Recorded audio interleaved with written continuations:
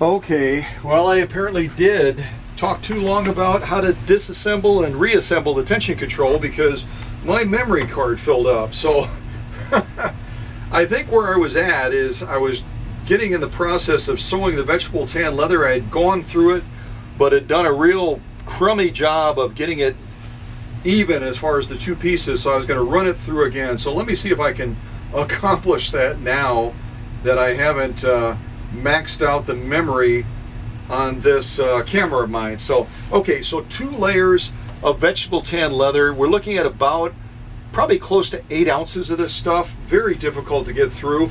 Let's see how we can do with it now, and hopefully I can sew it a little bit more even than I did the last time.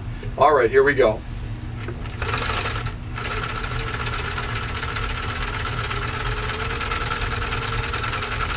That stuff just has a tendency to run away. I don't think I did much better this time than I did the last time, so let me see if I can at least show you that it went through the 2 layers. Apparently the cold snow and everything else has gotten to me a little bit because I didn't do such a stellar job, but you know what? The machine had no trouble at all going through 2 layers of this. Again, looking at it from this end right here, we're looking at about 8 ounces. We turn it over, we've got an equally great looking lock stitch as well. So I'm going to throw this vegetable tan leather to the side so I can move on and hopefully do better on this next sew off. And what we're going to sew off on now is what we've done before, and that is this full grain leather. 2 layers of this stuff is the thick of thick, anything but an easy task to get through it. And we're going to go ahead and see if we can zip through it. Probably about 8 ounces as well with this full grain leather. Okay, all right, let me get it underneath this roller foot, get it into position, get that presser foot down, and here we go with about 8 ounces of full grain leather. Here we go.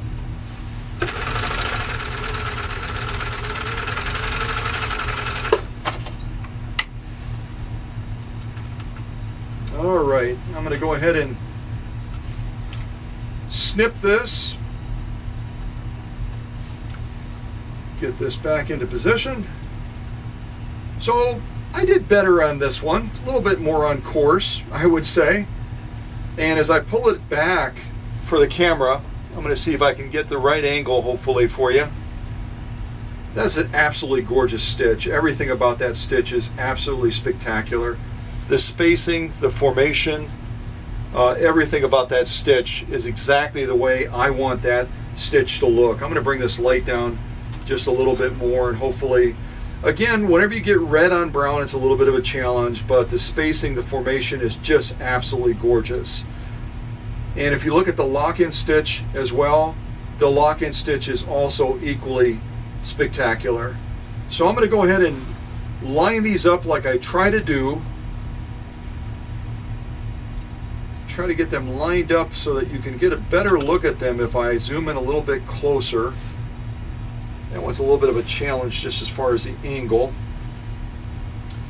So the lineup we basically have is from left to right. We've got full grain leather, we've got vegetable tan leather, we've got heavy grade denim, we've got U.S. Army grade canvas, we've got 2 layers of cowhide, and then finally we've got garment leather. So I'll try to zoom out a little bit and you can look at them in order again. Let's see, I didn't do too bad of a job. Let's see, so again from left to right, let me loosen this up so I can move the camera. Left to right, on the far left we've got full grain leather, then we've got vegetable tan leather, the light looking leather, we've got denim, we've got U.S. Army grade canvas, we've got cowhide, 2 layers of it, and then finally on the far right over here, the black leather, we've got garment leather. So I'm going to go ahead and zoom in on these a little bit, hopefully give you a little bit better view of the stitches, if my camera will cooperate. It's trying to focus on that vegetable tan leather at the same time. Maybe I'll just have to accept my fate and do two at the same time. So you're looking at the full grain leather on the left, the vegetable tan leather right next to it. We're then moving over to the denim. That's a little bit easier to get a clear focus on. And again, we did a modified zigzag on that. I believe it was 6 layers of denim. Kind of go down that. Spectacular stitches, by the way. We're then going over to the U.S. Army grade canvas. And again, spectacular stitching over there as well. Absolutely spot on.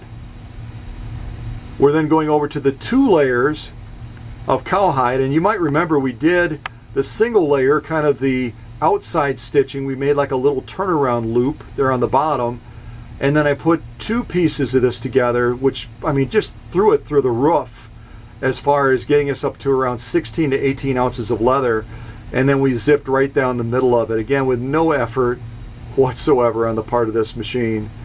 And then finally, I didn't want to cover up the royal crest down there, we finally did the garment leather, and we did a modified zigzag on that as well. And I believe we did 4 layers of that. And again, just no trouble whatsoever getting through that material. I think the operator, me, had more trouble today than the machine certainly did. So I'm going to go ahead and step back in the camera shot and flip my little screen around. Hopefully the camera doesn't do anything weird. It's been one of those days, hasn't it? It's been one of those days. So this 21A definitely gets my stamp of approval. I mean, after sewing that many stitch offs successfully, again, I didn't do so well in keeping the material straight, and it may be that I didn't have enough foot pressure in relation to that roller foot. When you're using a roller foot like this, you really need to push that presser foot pressure much higher than with a standard attachment, just because of the way that that foot rolls over it. I think that's probably where I missed the mark, is I was going with multiple layers of that vegetable tan leather, you know, as I was trying to get through that. Should have probably off camera increased that presser foot pressure just a little bit more, but you'll learn as you go, right? So, but the machine did a spectacular job, whether it was the full grain leather, the vegetable tan leather, all those layers of denim, the canvas.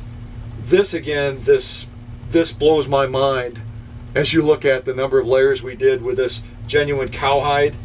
I mean, 2 layers, but you're looking at probably 16 ounces conservatively. And then finally the garment leather. The machine is just ready to get the job done for Mickey out in North Carolina. So hopefully, weather permitting, as we speak, we're still getting snow now, and I would say today we've gotten close to 8 inches of snow altogether. Probably by the time everything is said and done tomorrow morning, probably close to 20 inches of snow and freezing rain as well. So it's a mess in Wisconsin right now. Don't come to visit me because you're going to get stuck here, and we'll have to put you up for the night or something. So at any rate, great machine. What a pleasure to restore it. And I'm looking forward to getting it hopefully shipped tomorrow. Also going to be shipping at the same time another Husqvarna out to New York, heading out to Sioux. So thanks so much for your patience as I've kind of muddled through things today. I probably have a little bit of that frozen state in me still, of being out there moving a lot of snow. I won't make any excuses, and thankfully I don't have to make any excuses for the machine. The machines always tend to outperform us, don't they? And that's why we love them so much. So thanks for tuning in. Stay tuned. Going to be doing some giveaways soon. Our next giveaway, and you can help me on this, is going to be for the number of unique visits to our channel. We're closely getting to a point of reaching 1 million views on this YouTube channel. Crazy, huh? So thanks so much for being a loyal subscriber, and boy, keep us in your prayers that spring will come soon. We sure could use it. Thanks so much.